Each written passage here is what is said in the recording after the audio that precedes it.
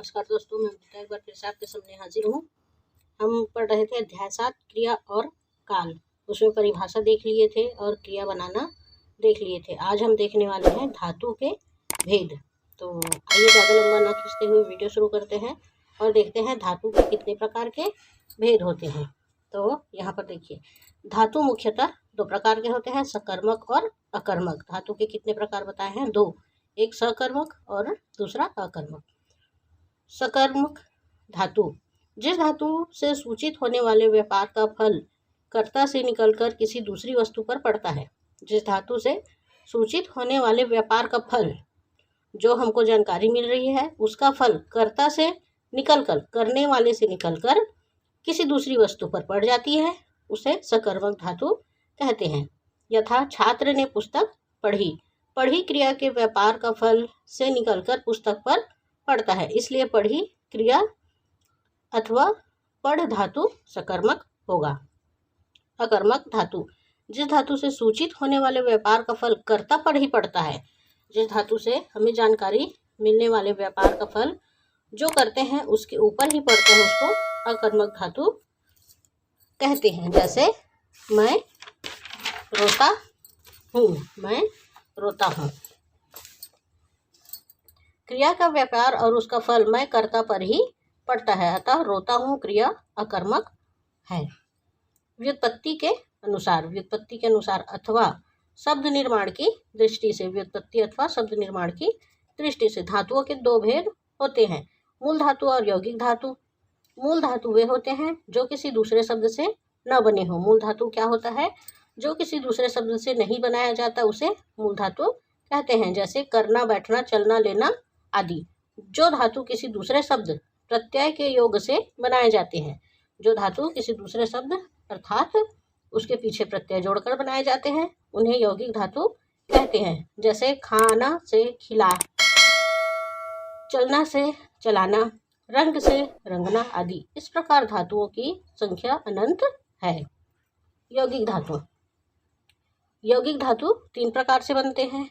धातु में प्रत्यय लगाकर सकर्मक और प्रेरणार्थक धातु बनते हैं। धातु में यदि प्रत्यय लगा दे तो वह क्या हो जाता है? सकर्मक और प्रेरणार्थक धातु हो जाता है।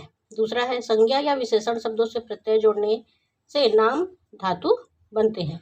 संज्ञा या विशेषण शब्दों में प्रत्यय जोड़ दे तो उससे नाम धातु बनते हैं। दो या दो से अधिक धातुओं को मिलाने से संयुक्त धातु बनते हैं। दो या दो से अधिक धातुओं को मिला दे तो वह संयुक्त धातु बनता है।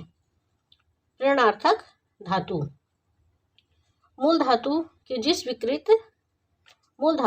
विकृत रूप से क्रिया के व्यापार में कर्ता पर किसी की प्रेरणा समझी जाती है। मूल धातु जिस प्रकार से विकृत होता है, उसके व्यापार में कर्ता पर किसी की प्रेरणा समझी जाती है, उसे प्रेरणार्थक धातु कहते हैं। जैसे पिता पुत्र से पुस्तक पढ़वाता है। जैसे पिता जो है अपने पुत्र से पुस्तक पढ़वा रहा है। इस वाक्य में मूल धातु पढ़ का विकृत रूप पढ़वा है, जिससे जाना जाता है कि पुत्र पिता की प्रेरणा से पढ़ने वाला व्यापार करता है। पुत्र जो है पिता की प्रेरणा पाकर पढ़ने वाला काम कर रहा है।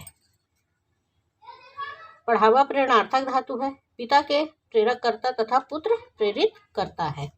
दूसरे शब्दों में, जिन क्रियाओं से इस बात का बोध हो कि कर्ता स्वयं कार्य न करके किसी दूसरे को कार्य करने के लिए प्रेरित करता है। जिस क्रियाओं से इस बात का ज्ञान होता है हमें कि वह स्वयं कार्य न करके किसी दूसरे को कार्य करने के लिए प्रेरित कर रहा है या बोल रहा है, प्रेरणार्थक क्रियाएं कहलाती हैं। प्रेरणार्थक क्रियाएं के दो रूप होते हैं, जैसे पढ़ना से पढ़ाना और पढ़वाना। दोनों क्रियाएं एक के बाद दूसरी प्रेरणा से है। प्रेरणार्थक क्रियाएं सकर्मक और अकर्मक दोनों प्रकार की क्रियाओं से बनती है। प्रेरणार्थक सकर्मक और अकर्मक दोनों से बनती है। प्रेरणार्थक क्रियाएं हर स्थिति में सकर्मक होती है। अकर्मक क्रिया भी प्रेरणार्थक होने पर सकर्मक कर्म वाली हो जाती है। जैसे राम ले जाता है, वाक्य में ले जाता है क्रिया अकर्मक है, इसका प्रेरणार्थक रूप सकर्मक होगा। मैंने उसे खिलाया, वाक्य में कर्ता मैं अन्य कर्म को खिलाता है, परंतु मैंने उसको राम द्वारा हंसवाया। इस वाक्य में उसको हंसाने के लिए कर्ता मैंने अन्य राम को प्रेरित करता है। इस प्रकार हिंदी में प्रेरणार्थक क्रियाओं के दो रूप चलते हैं। प्रथम में ना का और द्वितीय में वाना का प्रयोग होता है। हंसाना, हंसवाना द्वितीय प्रकार से बनाई गई प्रेरणार्थक का रूप द्विकर्म होता है। कामता गुरु ने प्रेरणार्थक क्रियाओं के बनाने हेतु कई नियम का उल्लेख किया है।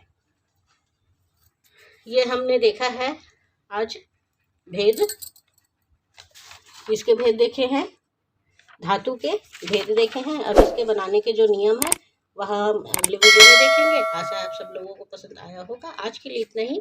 धन्यवाद। जय हिंद।